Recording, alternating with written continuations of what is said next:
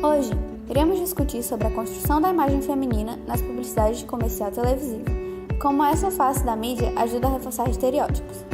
Você já buscou assistir e analisar as publicidades comerciais da TV fora do seu papel de apenas espectador delas? O ato de observá-las pode revelar facetas que refletem várias questões sociais. A capacidade de incitar cada vez mais o consumo dos receptores ou o modo como eles receberão essas publicidades, por exemplo, são questões analisadas antes que elas sejam divulgadas.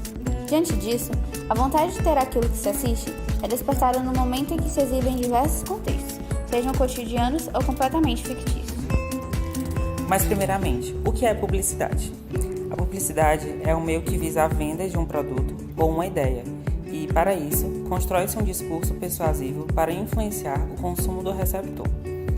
Os primeiros indícios de publicidade no Brasil surgiram antes mesmo do início do século XX, quando eram veiculadas somente por panfletos e cartazes, em sua grande maioria com ofertas de venda de imóveis e até de escravos. Somente em 1950, com a chegada da televisão no país, se iniciou o desenvolvimento de publicidades elaboradas e mais próximas do que vemos hoje. E quando se fala em publicidade, enquanto comercial televisivo, a imagem é parte indispensável para a imersão do receptor naquele imaginário. Assim, as marcas criam uma persona, um personagem que deve gerar identificação entre o produto e o público. Essa persona é sempre retratada em publicidades, e aqui iniciamos nossa problematização.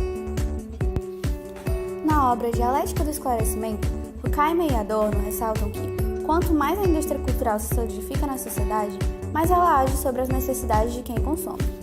Desse modo, é recorrente nos comerciais a utilização da figura feminina como objeto atrativo e desejável, tratando a mulher de forma apelativa. Maria Amélia de Almeida Telles, em seu livro Breve História do Feminismo no Brasil, afirma que alguns adjetivos, que na verdade já eram impostos pela sociedade, foram sendo pregados à representação da figura feminina nas publicidades, sempre sendo retratadas como sexys, sensuais, bonitas, trabalhadoras, mães, esposas e donas de casa. A figura feminina nesse meio reflete muito o pensamento dominante do contexto em que estão inseridas. Por isso, muitos comerciais de TV possuem teor machista e veiculam a imagem da mulher como parte do produto ou reforçam estereótipos. É possível entender ainda que a propagação desses estereótipos sobre a imagem da mulher nos comerciais televisivos está ligada também ao próprio meio em que eles são veiculados.